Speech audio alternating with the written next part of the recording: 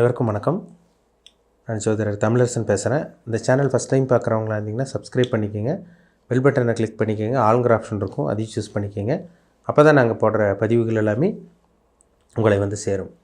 இன்றைக்கி நம்ம இந்த பதிவில் பார்க்க போகிற தலைப்பு செப்டம்பர் மாத ராசி பலன். செப்டம்பர் மாத ராசி பலன் 2024 காலபுருஷ தத்துவப்படி 11ஆம் ராசியான கும்பராசி நேயர்களுக்கு இந்த மாதம் எப்படி இருக்குன்னு பார்க்கலாம். கும்பராசி, உங்கள் ராசிநாதன் சனி ராசியிலே இருக்கார், வக்ர நிலையில் இருக்கார்.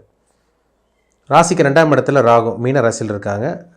ராசிக்கு வந்து 5ஆம் இடத்துல பூர்வ புண்ணிய ஸ்தானத்தில் செவ்வாய் மிதுன ராசியில் இருக்காங்க. ராசிக்கு 4ஆம் இடத்துல குரு ரிஷப ராசியில் இருக்காங்க. 6ஆம் இடத்துல புதன் கடக ராசியில் சஞ்சரிச்சுட்டு இருக்காங்க. 7ஆம் இடத்துல சூரியன் சிம்ம ராசியில் இருக்காங்க. 8ஆம் இடத்துல சுக்கிரன் கேது கன்னி ராசியில் இருக்காங்க. இதுதான் செப்டம்பர் மாதம் 1ஆம் தேதிக்குண்டான கிரகநிலைகள். செப்டம்பர் மாதம் 4ஆம் தேதி புதனோட பயிற்சி நடக்கும். செப்டம்பர் மாதம் 16ஆம் தேதி சூரியனோட பயிற்சி நடக்கும். செப்டம்பர் மாதம் 18ஆம் தேதி சுக்கிரனோட பயிற்சி நடக்கும். செப்டம்பர் மாதம் 23ஆம் தேதி மறுபடியும் புதனோட பயிற்சி நடக்கும். எப்படி இருக்குன்னு பார்க்கலாம். இந்த மாதம் கும்பராசி நேயர்களுக்கு எப்படி இருக்குன்னு பார்த்துடலாம். உங்கள் ராசிநாதன் ராசியில் இருக்காருங்க, வக்ர நிலையில் இருக்கார். நீங்கள் என்ன பண்ணுறீங்கன்னு உங்களுக்கே தெரியல. கொஞ்சம் அவசரப்படுறது, கொஞ்சம் ஆக்ரோஷப்படுறது, இந்த மாதிரிலாம் போயிட்டுருக்கு. ஒரு சில பேருக்குலாம் குழப்பம் அதிகமாக போயிட்டுருக்கு. ஏன்னா ராசிநாதன் வக்ரமாகிறது நல்லதாக கெட்டதான்னு பார்த்தோம்னா அது நல்ல அமைப்பு கிடையாது. பொதுவாகவே கும்பராசி நேயர்கள் நிதானமாக யோசிக்கக்கூடியவங்க, நின்று நிதானமாக பொறுமையாக இருக்கக்கூடியவங்க தான், யோசிக்கக்கூடியவங்க தான் கும்பராசி நேயர்கள். இப்போ அவசரப்பட்டு முடிவு எடுக்கிறாங்க, அவசரம் முடிவு எடுக்கிறாங்க, தப்பாக போய் முடியுது. இவங்க ஒன்று நினைக்கிறாங்க, நடக்கிறது வேறு மாதிரி போய் முடியுது. அப்படி தான் அவங்க வாழ்க்கை போயிட்டுருக்கு.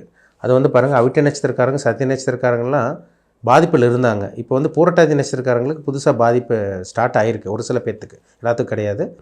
ஆனால் சதய நட்சத்திரக்காரங்க கொஞ்சம் பிரச்சனையில் தான் அங்கே இருக்காங்க. மன உளைச்சல் அதிகமாக இருக்குது. ஒரு சில பேர்த்துக்கு உடல் ஆரோக்கியத்தில் பிரச்சனை, மருத்துவ செலவு, அந்த செலவு இந்த செலவு, எப்படியோ ஒரு நிம்மதி இல்லாத ஒரு வாழ்க்கை தான் கும்பராசி நேயர்கள் வாழ்ந்துட்டுருக்காங்க. 2023 கிட்டத்தட்ட 1.5 வருஷத்துக்கு மேலே நிம்மதி இல்லாத வாழ்க்கை தான் இங்கே கும்பராசி நேயர்கள் வாழ்ந்துட்டுருக்காங்க. அதுதான் 100% உண்மை, அதில் சந்தேகமே கிடையாது.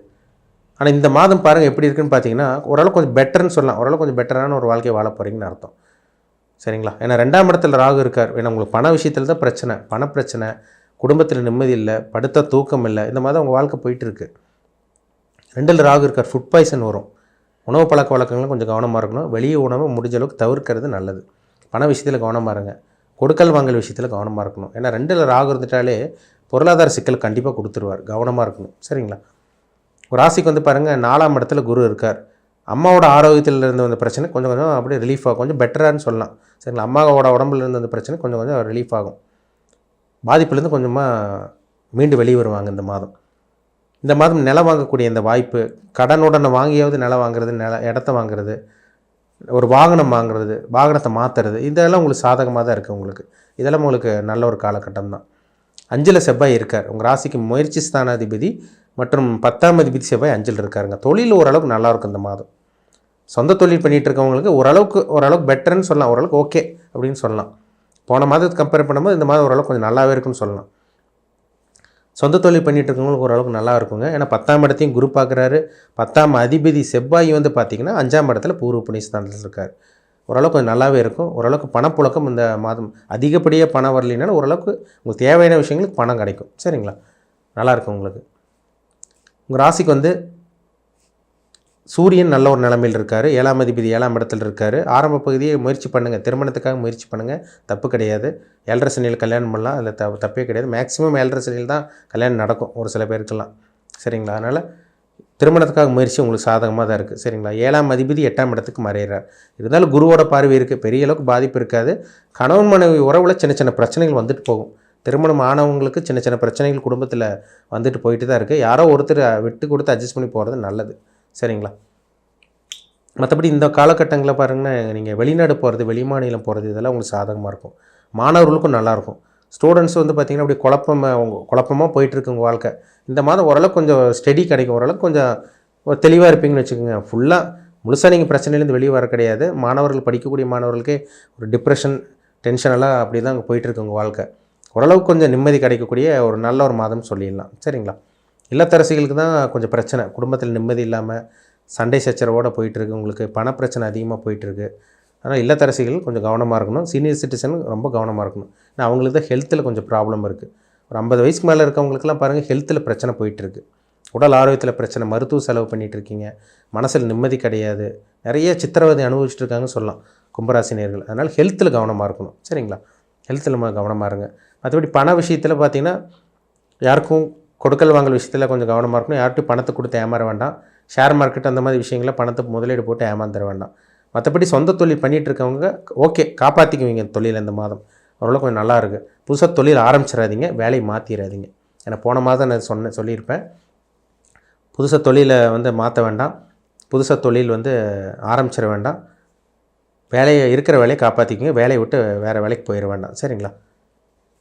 உங்கள் ராசிக்கு பாருங்கள், சுக்கிரன் 9ஆம் அதிபதி 9ஆம் இடத்துக்கு வர்றார். அப்போ இந்த மாதம் பாருங்கள் 18ஆம் தேதிக்கு அப்புறம் ஒரு சில அதிர்ஷ்டம் கிடைக்கிறத உங்களால் பார்க்க முடியும். பெரிய அளவுக்கு இல்லைனாலும் சின்ன சின்ன நல்ல விஷயம்.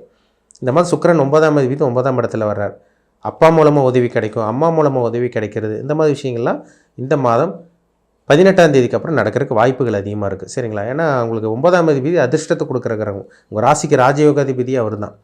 அப்போ அதிர்ஷ்டம் கிடைக்க போதுன்னு அர்த்தம். 18ஆம் தேதிக்கு அப்புறமெல்லாம் கொஞ்சம் நல்லாவே இருக்கும் உங்களுக்கு.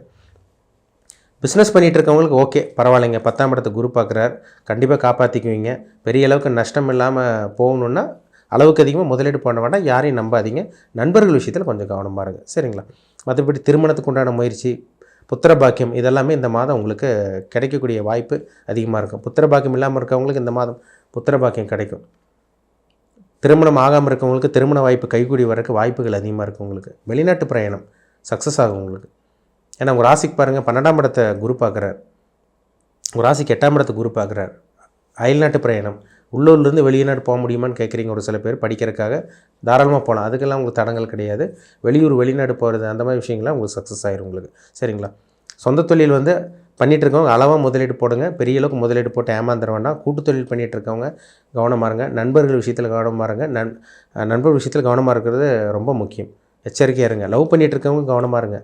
முக்கியமாக பார்த்திங்கன்னா உங்களுக்கு பணப்பிரச்சனை, குடும்ப பிரச்சனை, பொருளாதார பிரச்சனை, இந்த மாதிரி விஷயங்கள் தான் போயிட்டுருக்கு. கவனமாக இருக்கணும் கும்பராசி நேயர்கள். சரிங்களா?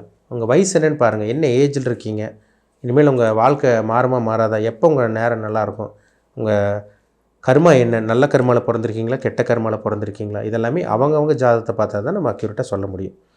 ஒவ்வொருத்தருக்கும் ஒவ்வொரு விஷயங்கள் நடக்கும். தனி மனிதனுடைய ஜாதகம் ரொம்ப முக்கியம். எல்லாத்துக்கும் ஒரே மாதிரி நடந்துறாது. ஒரு சில பேர் 20 வயசுக்கு மேலே இருப்பாங்க, 20 வயசுக்குள்ளே இருப்பாங்க, 30 வயசுக்கு மேலே இருப்பாங்க, 50 55 வயசுக்கு மேலே இருப்பாங்க. ஒவ்வொருத்தருக்கும் ஒவ்வொரு விஷயங்கள், ஒரு சில அனுபவங்கள் கிடைக்கும். அவங்கவுங்க வயதுக்கு தகுந்த மாதிரி ஜாதகம் பார்த்தா தான் நம்ம துல்லியமாக சொல்ல முடியும். சரிங்களா? கோச்சார பலன் ஒரு 15% 20% தான் பேசும். அவங்கவுங்க தனிப்பட்ட ஜாதகம் தான் 80% 85% பேசும்.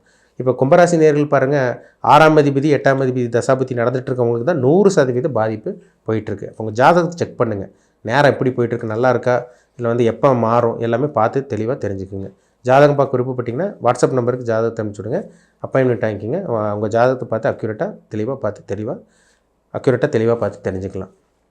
மீண்டும் அடுத்த பதிவில் சந்திக்கும் வரை உங்களிடமிருந்து விடைபெறுவது உங்கள் ஜோதிடர் தமிழரசன். இந்த சேனல் பிடிச்சிருந்தால் உங்கள் நண்பருக்கும் உறவினருக்கும் ஷேர் பண்ணுங்கள், லைக் பண்ணுங்கள், சப்ஸ்கிரைப் பண்ணுங்கள், பெல் பட்டனை கிளிக் பண்ணிக்கிங்க.